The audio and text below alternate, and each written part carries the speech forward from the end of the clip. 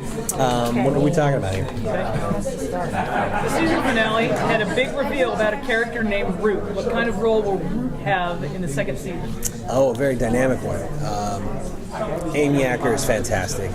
We love her. She's definitely an actress we want to come back to. Obviously, Finch has been abducted, so we have to reconcile that.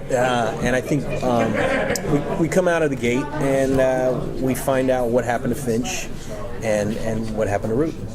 Follow-up is how long will it take to find Finch? It will not be easily resolved. Let's put it that way. Okay. And the dynamic of our show changes in a very interesting way, I think.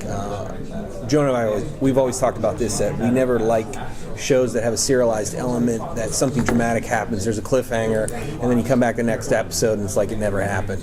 We think it's dishonest and we don't want to do that. So yeah. So what about the very last scene? We're looking up into the camera, the light is blinking, and Reese is like, "You better help me find him." Kind of got like a,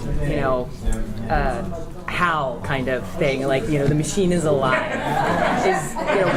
Was that intentional, or is that just my... Absolutely. I think what we've been talking about all along, there's a science fiction element to the show in terms of machine. I guess some people, whether they call it artificial intelligence or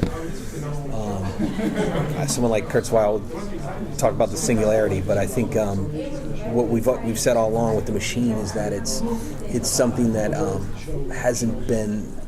Nothing to this capability has been developed before. And Reese has taken a gamble in that moment with an understanding that maybe this thing could actually communicate two ways.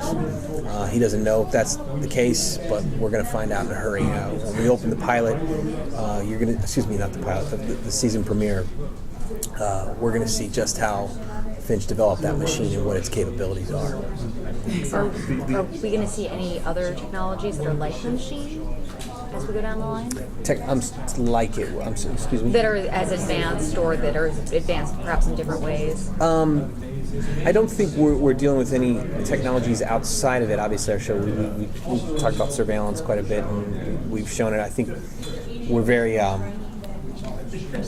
we hesitate to ever be didactic on the show about the use of surveillance. We think that there's actually a usage of surveillance that's very beneficial. It's been proven by Finch to be.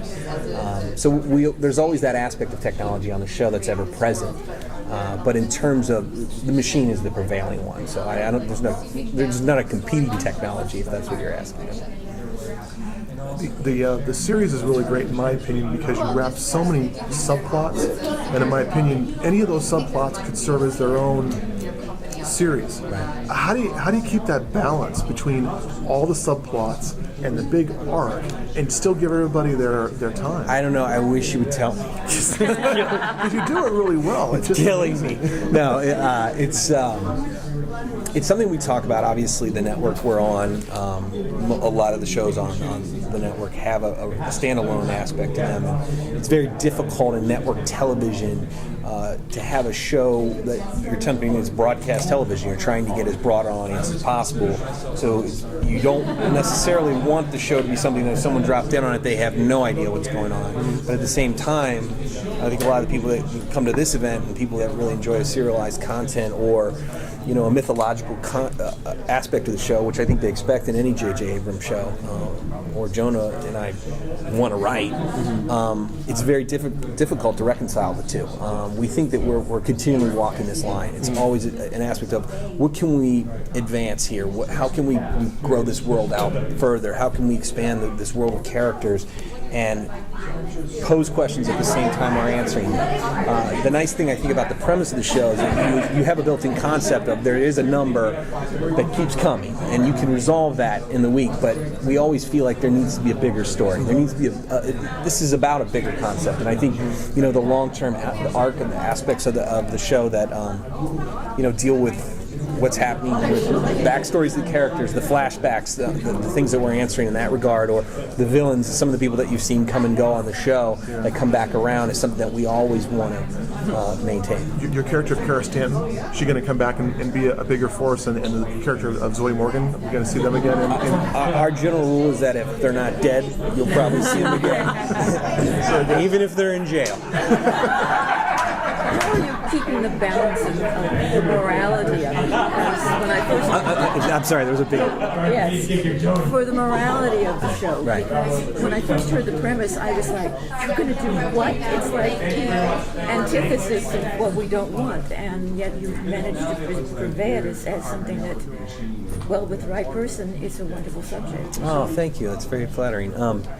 I think we're really interested in morally gray characters or people that aren't necessarily, we have a vigilante character, which is very compelling for a lot of people. We also have an eccentric billionaire, both characters who have stepped off the grid. And I think what's interesting is when you have gray characters, they can still do the right thing. But you can have characters that have done the wrong thing in the past, but you can do the right thing. I think the character Fusco, for me, is a fascinating example of it. Someone like, in a way, we're rooting for him to be better, to be a better man, and I think, or a better cop, and I think the fun of that is understanding that he has done some horrible things. He's an accessory to murder in the past, and I think people tend to forget that while they're watching the show, and then they say, "Well, wait a minute, and it's like, well, wait a minute, who are we talking about here?" And I think if you had one character, I think who's on our show who's probably most morally unambiguous, it's Detective Carter, and in some ways we kind of see her as the heart and soul of the show,